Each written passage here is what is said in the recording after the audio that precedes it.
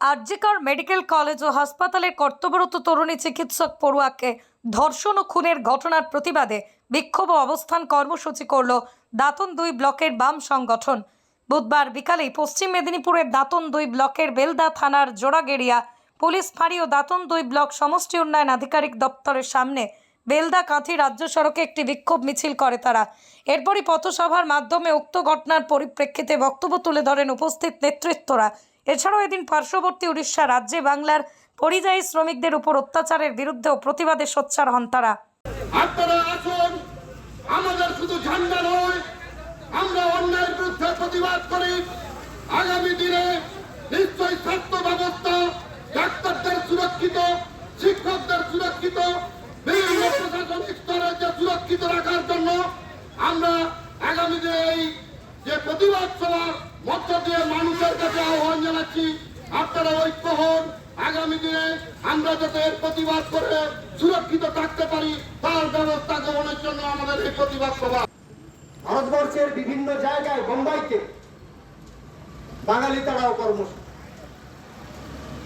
এতদিন আমাদের প্রতিবেশী রাজ্য উড়িষ্যার বহু মানুষ আমাদের রাজ্যে জীবন জীবিকার প্রয়োজনে কাজ করে, আমাদের ছোটকাল থেকে আমরা দেখেছি।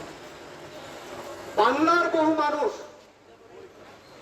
আমাদের ব্লক তো বটে, তেমনি বাংলার বহু মানুষ এর বিরুদ্ধে জীবন জীবিকার প্রয়োজনে উড়িষ্যাতে বিভিন্ন পেশায়, কেউ ফেরি করেন, কেউ ক্ষুদ্র দোকান করেন, কেউ ছোটখাটো কলকারখানায় কাজকর্ম করেন, কেউ হাতের কাজ করেন। আমাদের দীর্ঘদিনের অভিজ্ঞতা, 50 বছরের অভিজ্ঞতা। কিন্তু যেই উড়িষ্যায় একটা সরকারের পরিবর্তন ঘটল,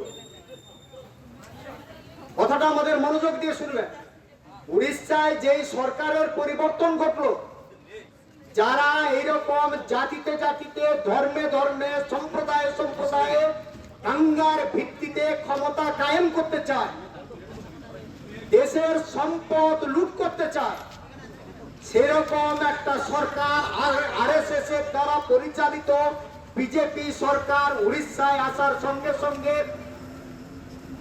আমাদের বয়স হয়েছে যথেষ্ট, যা কোনোদিন শুনিনি যে উড়িষ্যায় বাঙালি খেদানো হচ্ছে।